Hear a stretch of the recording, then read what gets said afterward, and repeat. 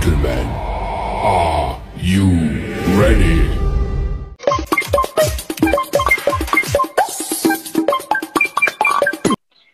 Baik, Assalamualaikum warahmatullahi wabarakatuh.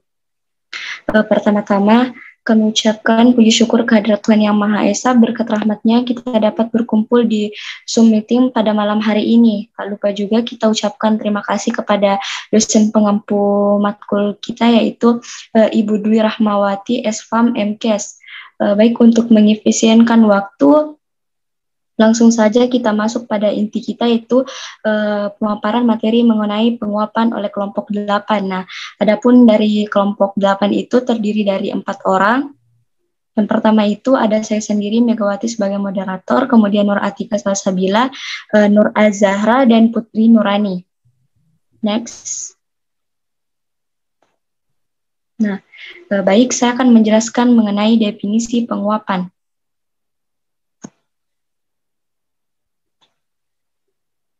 Nah, penguapan sendiri atau evaporasi merupakan pengambilan sebagian uap air yang bertujuan untuk meningkatkan konsentrasi padatan dari suatu bahan makanan cair.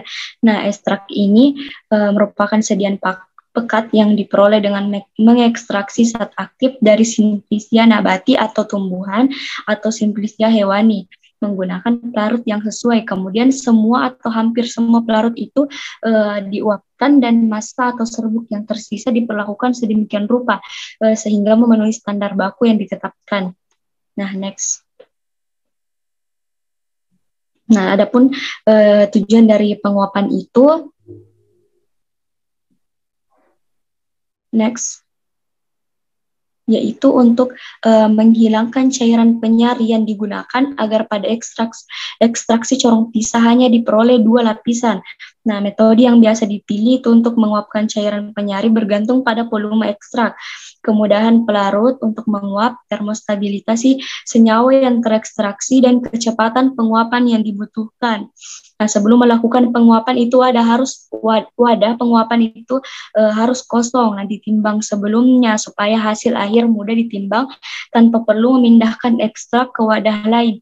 Ada beberapa metode yang biasa digunakan, yaitu penguapan sederhana menggunakan pemanasan, penguapan pada tekanan yang diturunkan, penguapan dengan cairan gas, beku kering, vakum desikator, dan oven. Next. Nah, untuk penjelasan selanjutnya itu akan dibawakan oleh rekan saya, yaitu Nur Atika Salsabila. Ini dipersilahkan. Baik, terima kasih atas kesempatan yang diberikan oleh moderator. Selanjutnya, saya akan membawakan materi, yaitu contoh, alat, dan metode penguapan. Ada beberapa metode yang dapat digunakan dalam penguapan. Di antaranya yaitu penguapan sederhana dengan menggunakan pemanasan, penguapan pada tekanan yang diturunkan, menggunakan hair dryer, dan oven. Nah, contoh yang pertama itu rotavapor atau rotary vacuum evaporator. Rotary evaporator adalah alat yang digunakan untuk melakukan ekstraksi, penguapan pelarut yang efisien dan lembut.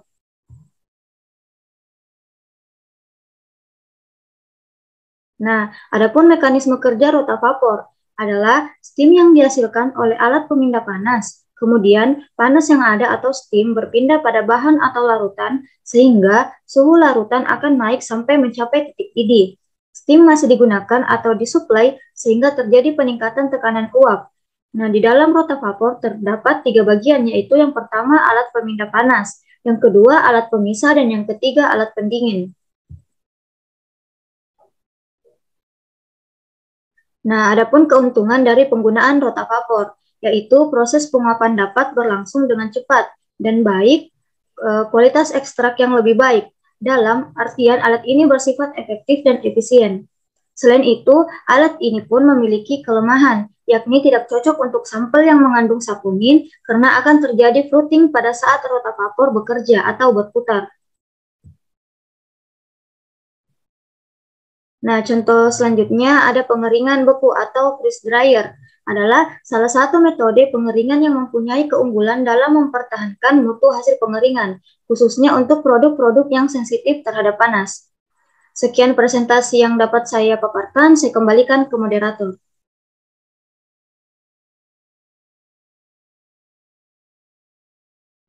Baik, untuk materi selanjutnya itu akan dibawakan oleh Nur Az-Zahra. Dan ini dipersilahkan. Baik, sebelumnya terima kasih atas kesempatannya. Adapun keunggulan dari pengeringan beku yaitu yang pertama, dapat mempertahankan stabilitas produk, yang kedua dapat mempertahankan stabilitas struktur bahan, dan yang ketiga dapat meningkatkan daya. Adapun faktor yang harus diperhatikan selama proses penguapan yaitu yang pertama itu sirkulasi udara sehingga proses penghantaran panas tinggi. Yang kedua itu terjadinya kenaikan viskositas, yang ketiga terbentuknya deposit dan evaporator, dan yang keempat itu kehilangan aroma.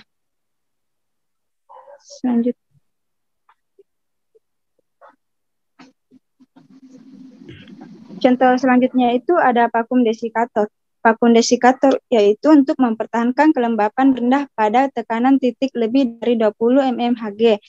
Dengan adanya silika gel yang dapat menyerap air di lingkungan dalam desikator dan bagian dalam wadah yang kedap terhadap udara dari luar. Keuntungan dari vakum ini yaitu cukup sederhana dan mudah serta tidak akan merusak kandungan ekstrak yang tidak tahan panas. Namun, penyimpanan ini di dalamnya terbatas. Next.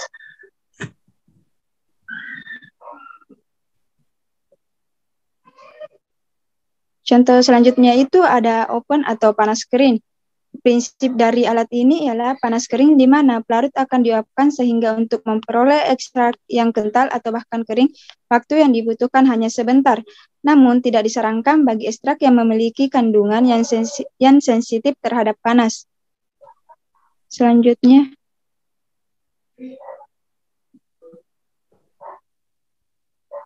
contoh selanjutnya itu ada penangas. Metode evaporasi sederhana memanfaatkan penangas dengan pemanasan rendah untuk mempercepat penguapan pelarut sehingga diperoleh ekstrak yang lebih kental. Metode ini lebih sederhana, mudah, dan ekonomis. Namun dibandingkan dengan metode lain, metode sederhana ini prosesnya cukup lama bagi pelarut yang titik didihnya tinggi dan dapat merusak komponen ekstrak yang sifatnya mudah menguap.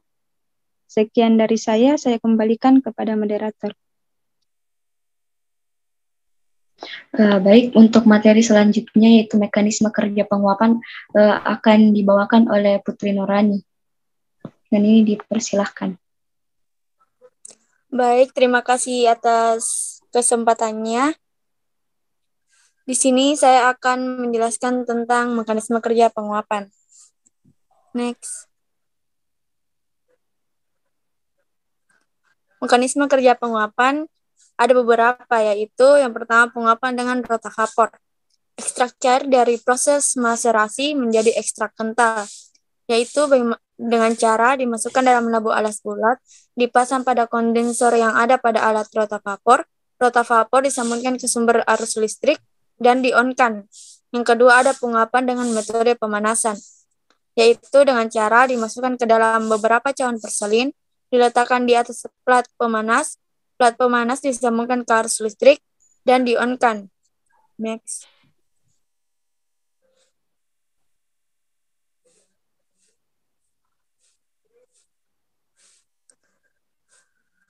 Dan berikutnya ada dengan menggunakan hair dryer. Ekstrak cair dimasukkan ke dalam wadah atau mangkuk kaca.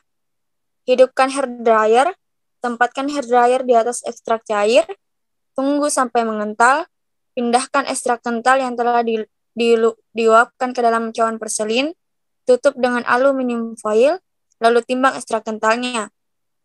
Namun sebelumnya, cawan perselin yang digunakan haruslah ditimbang terlebih dahulu. Next.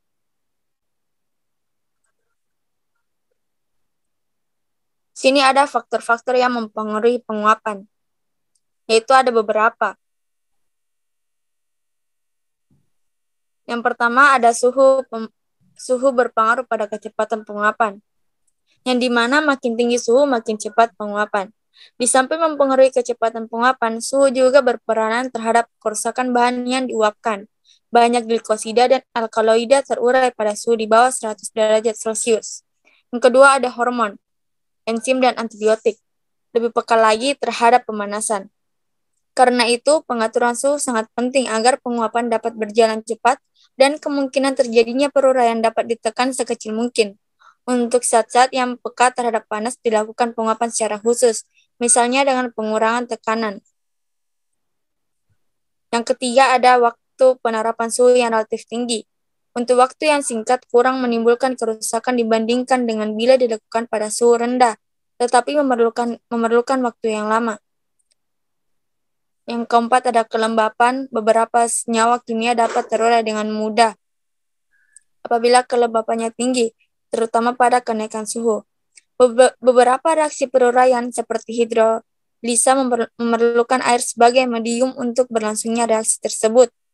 Dan yang terakhir ada cara penguapan bentuk hasil akhir seringkali menentukan cara penguapan yang tepat, yaitu seperti panci penguapan dan alat penyiling akan menghasilkan produk bentuk cair atau padat. Penguapan lapis tipis menghasilkan bentuk produk cair.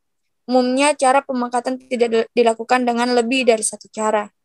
Next.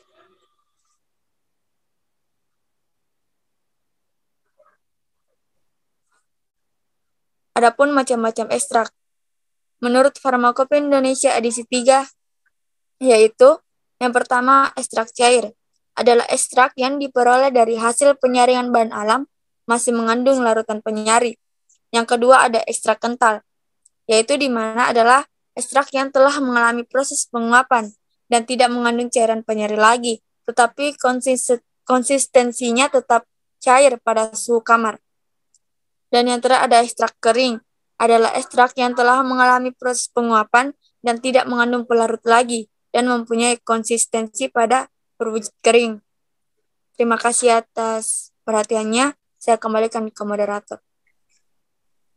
Baik, itulah tadi materi yang sempat dibawakan oleh kelompok kami, yaitu kelompok 8. Adapun kesimpulannya yaitu penguapan adalah proses terbentuknya uap dari permukaan cairan. Nah, kecepatan terbentuknya uap sendiri itu tergantung atas kejadian difusi uap melalui lapisan batas cairan yang bersangkutan. Nah, di sini berlaku prinsip pemindahan massa dan tekanan parsial yang merupakan tenaga dorongnya. Nah, adapun alat yang biasa digunakan pada saat penguapan yaitu rotavapor atau freeze dryer. Nah, mungkin itu saja yang dapat saya simpulkan. Dan semoga yang dibawakan oleh kelompok 8 ini dapat bermanfaat bagi kita semua. Dan presentasi ini cukup sekian dan saya tutup dengan mengucapkan wassalamualaikum warahmatullahi wabarakatuh.